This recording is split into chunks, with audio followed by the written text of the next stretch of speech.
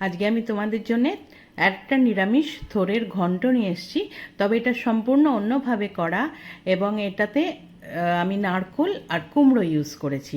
আর এতে যে ফোড়নটা দেওয়া হয়েছে সেই ফোড়ন দেওয়ার জন্যে এই থোড়ের ঘন্টটার দারুণ একটা অন্যরকম টেস্ট হয়। গরম ভাতের সাথে খেলে মনে হয় এই দিয়েই পুরো ভাতটা খেয়ে নিই।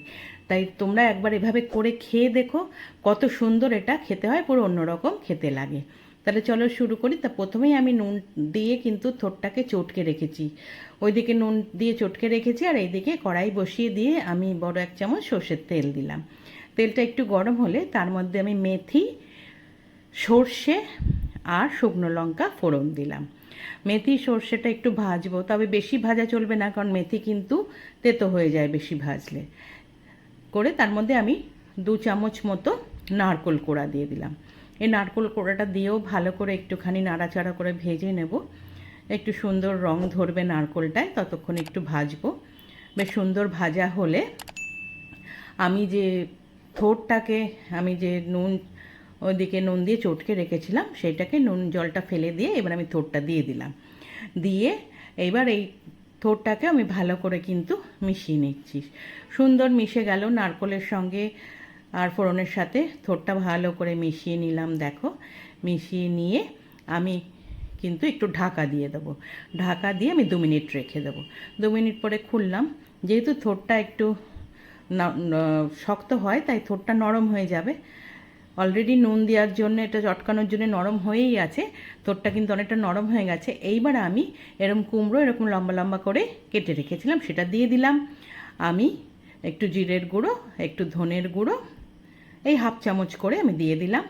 আমি একটু হলুদ দিলাম 1/2 চামচ। আমি চিনি দিলাম আমি 1 চামচ মতো। আমি কিন্তু নুন দিলাম না, কারণ থোড়টায় অলরেডি আমি নুন দিয়ে যেহেতু মাখিয়ে রেখেছিলাম, আমি আর এখন নুন দিলাম না। এইবার আমি উপর থেকে কাঁচা লঙ্কা 2টো এরকম চিড়ে দিয়ে দিলাম। দিয়ে সেটাকে ভালো করে আমি সব মিশিয়ে দিয়ে এইবার আমি আবার ঢাকা দিয়ে আবার আমি 5 মিনিট হতে দেবো। 5 মিনিট পরে খুলেছি, দেখো থোড় কুমড়ো সব সুন্দরভাবে মজে গেছে, সমস্ত কিছু সুন্দর মিলে গেছে। কুমড়োও সেদ্ধ হয়ে গেছে, থোড়ও সেদ্ধ হয়ে গেছে। একটা ঘন্টটা খুব দারুণ তৈরি হয়ে গেছে, দেখেই বোঝা যাচ্ছে। একটু কিছুক্ষণ ধরে আমি এরকম নাড়াচাড়া করে নিলেই কিন্তু আমার এই থোড়ের ঘন্ট কিন্তু একদম রেডি হয়ে গেছে। আমি একটা ঢাকা দিয়ে স্ট্যান্ডিং টাইমে 5 মিনিট রেখে দিলাম, গ্যাস বন্ধ করে। 5 মিনিট পরে খুলেছি, আমার থোড়ের ঘন্ট কুমড়ো দিয়ে নারকোল দিয়ে রেডি টু সার্ভ। আমি একটা সার্ভিং বলে সার্ভ করে দিয়েছি। এই রান্নাটা একবার করে খেয়ে দেখো, গরম ভাতে অসাধারণ লাগে।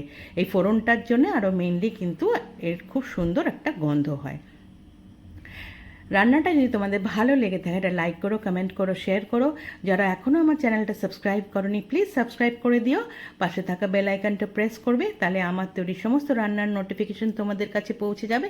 আজ তাহলে চলি, টাটা।